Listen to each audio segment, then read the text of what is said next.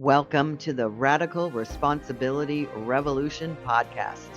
This is where we are transforming lives, inspiring you to reclaim your health, your wealth, and the power of your mind. Here we share actionable insights, inviting you to turn inwards and design your life of purpose and abundance. María Corina Machado just dedicated her Nobel Peace Prize to Donald Trump.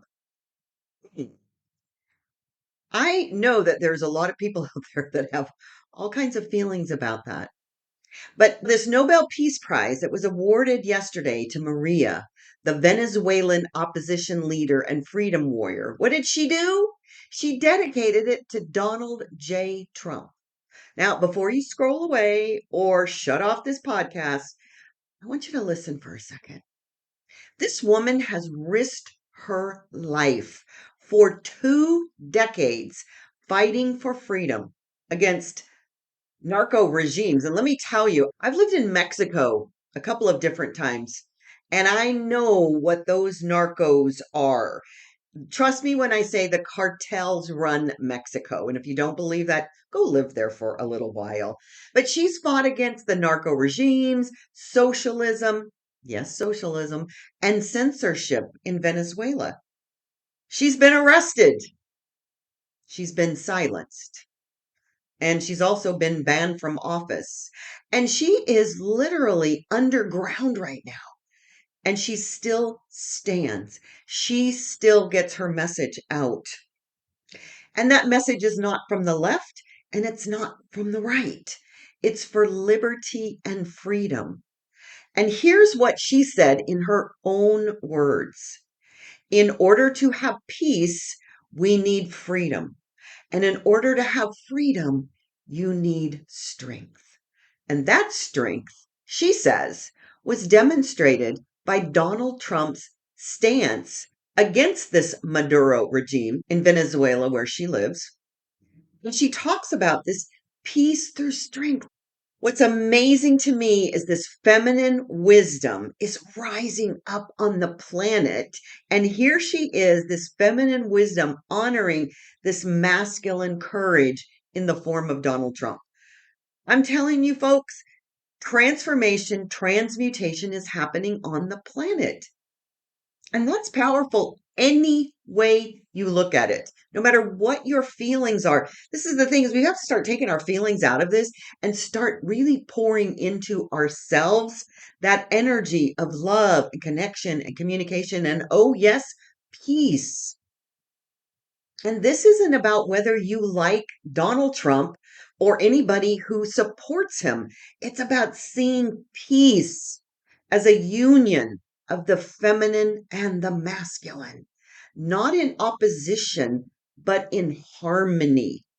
It's about truth, because real peace begins with real truth and you. So, welcome back to the Radical Responsibility Revolution podcast, because we are diving into a message that feels so long overdue, divinely timed, and universally necessary. And what is that message? Comes from the Bible, the Beatitudes. Blessed are the peacemakers. Did you hear that? Blessed are the peacemakers.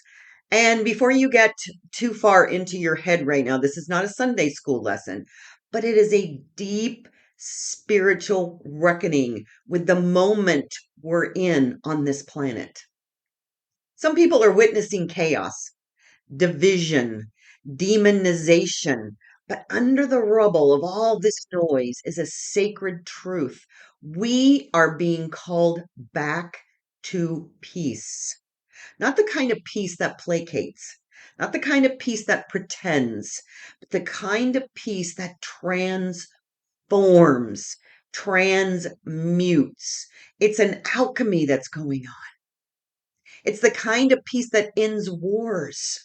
Not just wars that you can see, the outer wars, but the inner wars, these generational wars. And so today I want to explore what that really means across religions, across politics, across social systems. and yes, across your own life. And I want to begin with, what is peace really? Peace isn't the absence of noise. It's the presence of clarity. It isn't the absence of conflict. Conflict is necessary, but it's the presence of consciousness. And when Jesus said in the Beatitudes, "Blessed are the peacemakers," it wasn't just a polite suggestion. It is a spiritual assignment.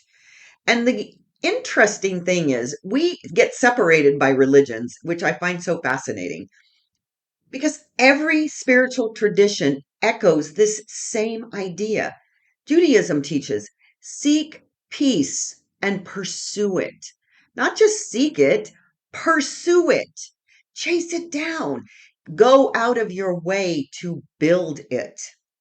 In Islam, it's rooted itself in the word salam, peace, peace. The Prophet Muhammad said reconciling people is better than prayer or charity. Wow. Buddhism teaches hatred is never appeased by hatred. By non hatred alone is hatred appeased. Hinduism says ahisma paramo dharma. Non-violence is the highest religion. So the world's sacred texts are all founded in the same idea. They came from the oral stories that were passed on and then written down. And these sacred texts of all these religions aren't debating whether peace matters. They're all pointing to the same truth. We are here to remember who we are. And who we are is love in motion. I want to say that again. We are love in motion. So if every single spiritual lineage prioritizes peace, why is the world on fire? Why is our culture addicted to war, outrage, fear, hate mongering, bullying? Well, come on, let's get honest. Peace doesn't sell headlines. Peace doesn't boost the algorithm engagement. Peace doesn't make political enemies easy to label. But here's the thing.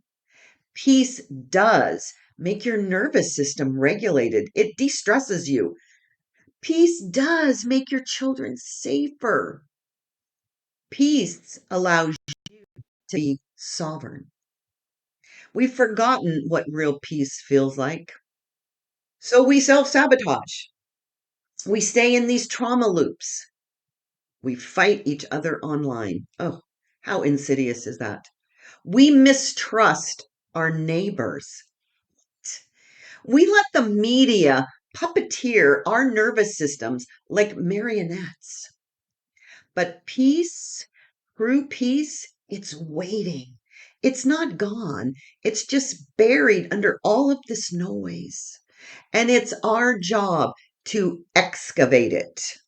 Did you hear that? It's our job to excavate peace. So let's talk about these two different peacemakers. First, Maria Machado, this year's Nobel Peace Prize winner. Her work, beautiful. Her voice, powerful.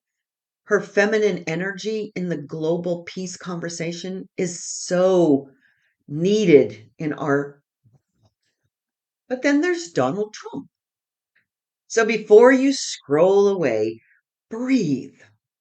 Take a moment and breathe and listen to the rest. Because here's the truth. Donald Trump orchestrated one of the most shocking, miraculous unifications of the Middle East we have ever seen.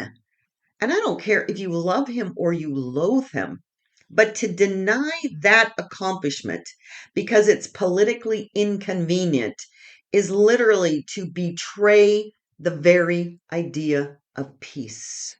You can disagree with someone's tone, their politics, or anything else, but still honor their accomplishment of bringing peace to a war-torn area that has been in conflict for centuries.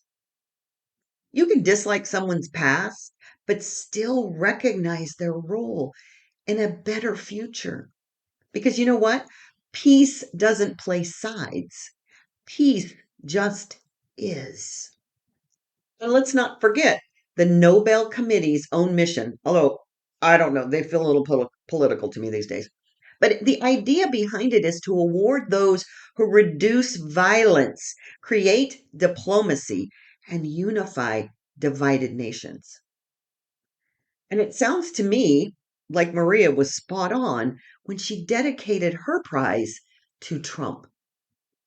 We are in a war of narratives. Let's not pussyfoot around this idea that we are in a war of narratives. That's all it is. We are in the virtue signal Olympics, literally. We have to stop paying attention to all of this virtue signaling. We have been for years now in this cancel culture courtroom. But you know what the biggest casualty is of all of this? Peace. Why? Because peace requires listening. This is what we are not doing with each other. We aren't listening. Peace requires empathy. Peace requires nuance.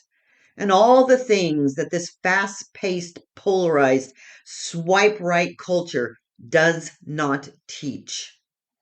Today, my loves, peace is on the rise, not in the systems, but in the souls of our world, in the souls of you and me and us. We are remembering that peace isn't passive, it's a spiritual power play. It's radical responsibility. It's a frequency shift. And it starts with honoring the peacemakers in all of their forms. In their forms from soft spoken women to bold negotiators to just everyday folks who just refuse to hate.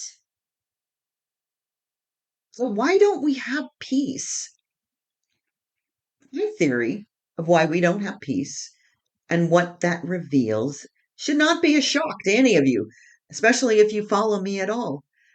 We live in this world that rewards performance over principles and values. Yes, you must know your own values. We reward this world where you can win peace prizes if you say the right things, even if you stand for nothing. But the thing is that real peacemaking requires strength, courage. And it means saying things like, I don't consent to that. That is not truth when it's not your truth, and knowing that it may be someone else's. I'm not going to be manipulated by narratives. Say that out loud. You are not going to be manipulated by narratives because real peace requires spiritual discernment.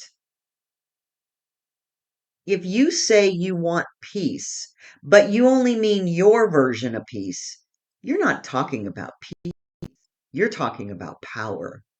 There are peacemakers across the globe, and frankly, we are ignoring them because they don't fit the algorithm. There are so many people who deserve peace prizes that will never get one.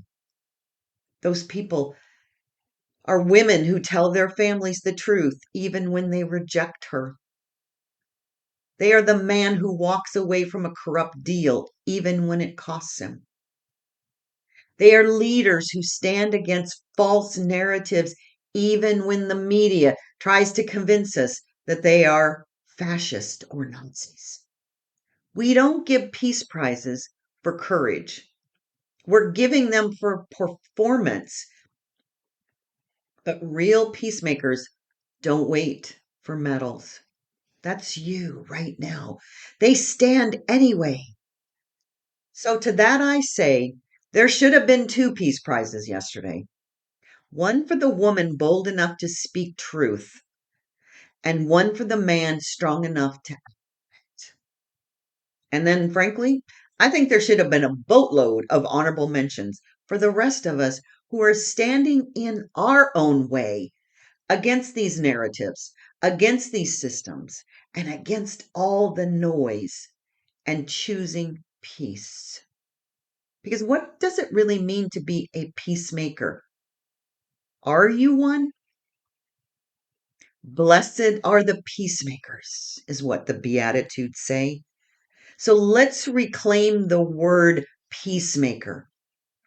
To be a peacemaker is to be a truth teller, to be a sacred boundary holder, to be a listener, a challenger, a witness.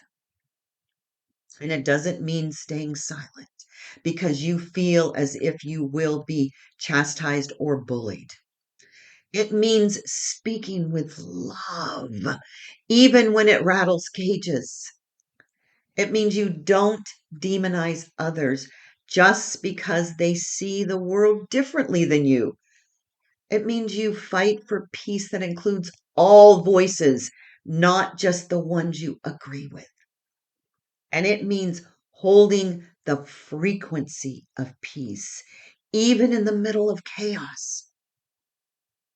So here's the real truth. Peace begins with you. So I have an invitation to you today. Where are you faking peace to avoid confrontation? Where are you shrinking your voice to keep things calm?